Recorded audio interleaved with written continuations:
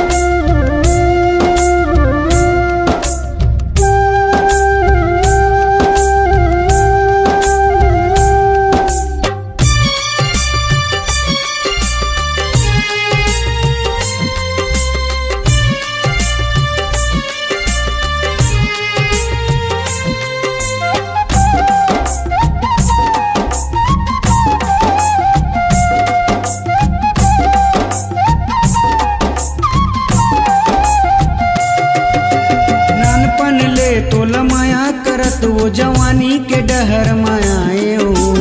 ऐसे लिखना लिखित विधाता तोला मैं नहीं पाए हो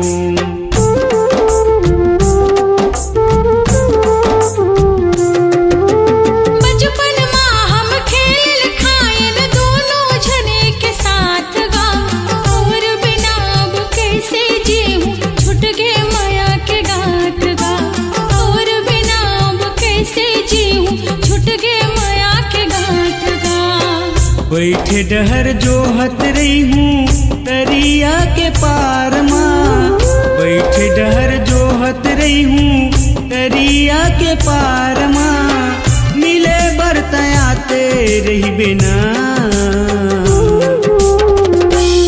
सुरता राखे रे होगा सुरता राखे रे होना सुरता राखे रे होगा सुरता राखे रे होना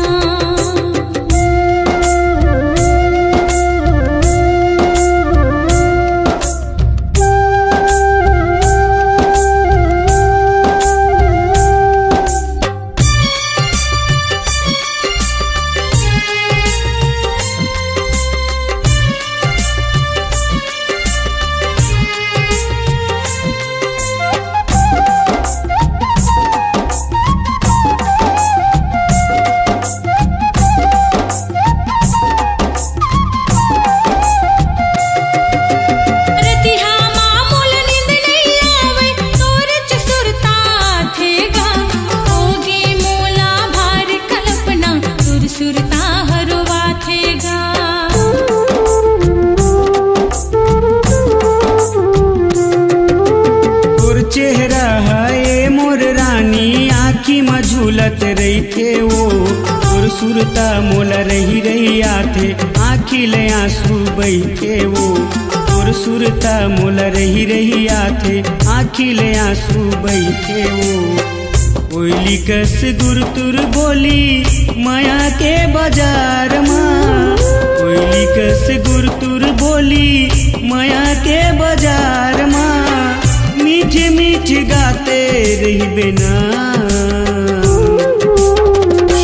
सुरता राखे रही बे ओ सुरता राखे रही बिना सुरता राखे रही बे ओ सुरता राखे रही बिना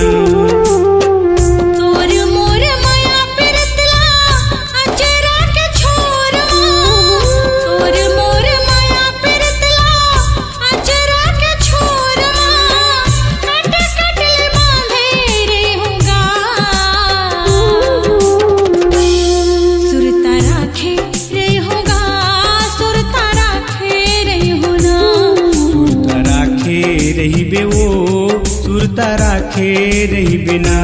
सुरता राखे रे होगा सुरता राखे रे होना सुरता राखे रही बे वो सुरता राखे राखे रही बिना।